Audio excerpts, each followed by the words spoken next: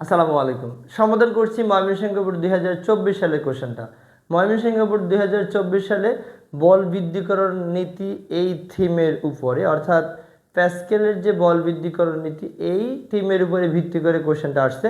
দুইটা সিলিন্ডার দেওয়া আছে, দুইটা সিলিন্ডারের ক্ষুদ্রতম সিলিন্ডারের ব্যাসার্ধ দেওয়া আছে 25 সেন্টিমিটার এবং বৃহত্তম সিলিন্ডারের ব্যাসার্ধ দেওয়া আছে 1.25 সেন্টিমিটার। প্রথম কোশ্চেন, ছোট পিস্টনে 10 নিউটন ভর চাপালে সাম্য অবস্থার জন্য বড় পিস্টনে কত ভর দিতে হবে। অর্থাৎ ছোট পিস্টনে যদি আমরা বল প্রয়োগ করি তাহলে বড় পিস্টনটা একদম উপরে আর উঠবে না, মানে একটা লেভেলে থাকবে, দুইটাই সাম্য অবস্থায় থাকবে।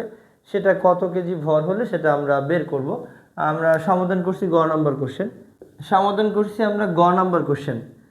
বল বৃদ্ধিকরণ নীতি থেকে জানি F2 বাই হলো F1 ইকুয়াল হলো A2 বাই হলো A1। এখান থেকে আমরা বের করব যে বড় পিস্টনে কত ভর দিতে হবে, অর্থাৎ বড় পিস্টনের ভরটা নির্ণয় করব।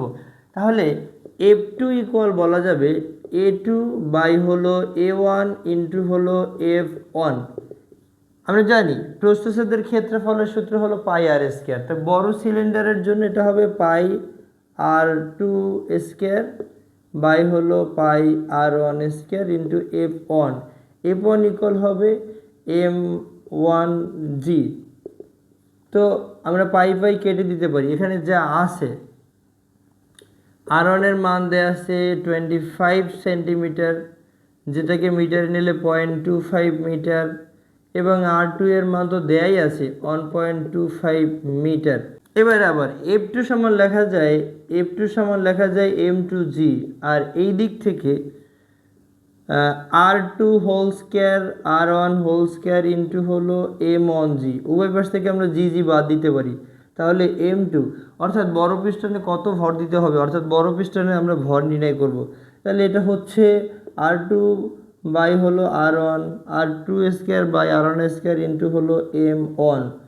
তাহলে এখানে R2 হলো 1.25 হোল স্কয়ার বাই ইন্টু হলো 10 বাই হলো 0.25 হোল স্কয়ার।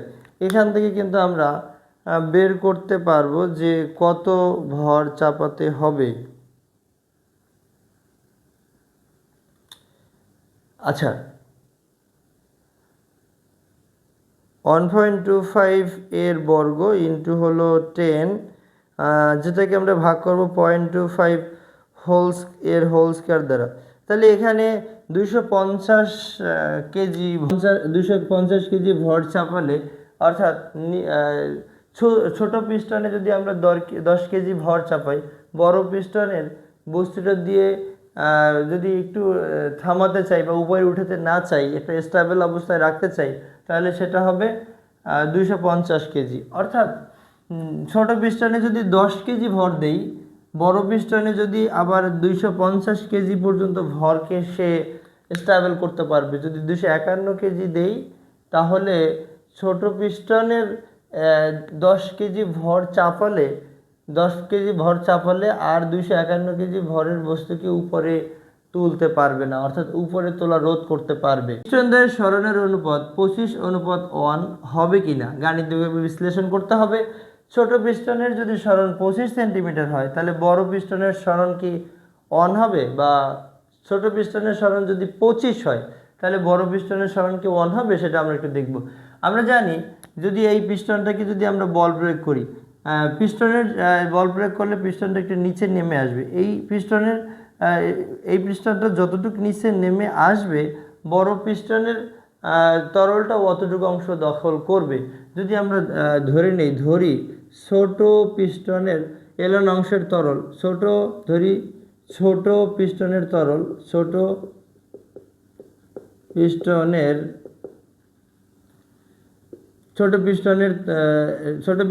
এলন অংশের তরল বড় পিস্টনের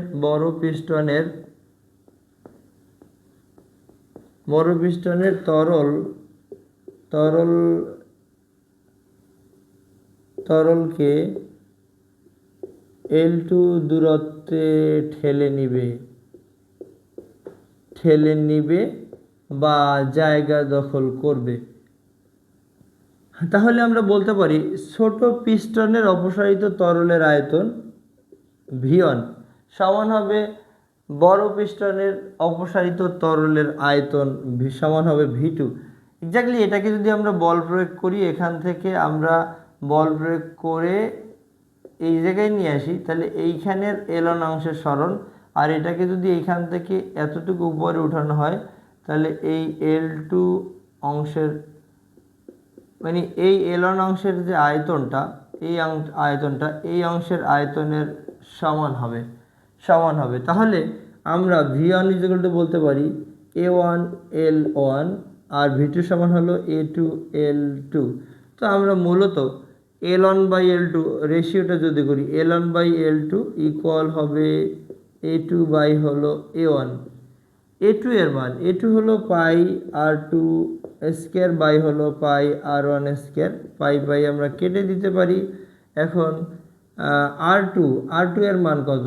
R2 হলো 1.25 হোল স্কয়ার বাই হয়েছে 0.25 হোল স্কয়ার, 1.25 হোল স্কয়ার।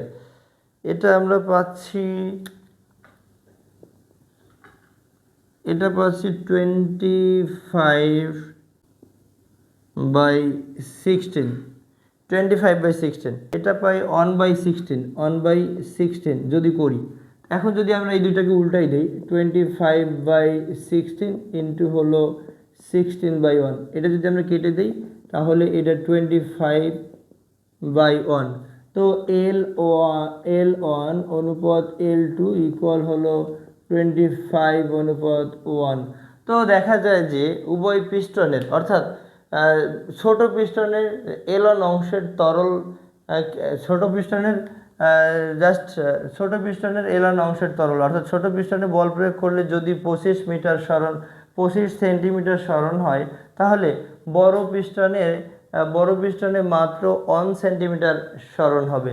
তাহলে উদ্দীপকের তথ্য অনুযায়ী বলা যায় যে উভয় পিস্টন দ্বয়ের সরণের অনুপাত আসলে 25/1 এটাই হয়।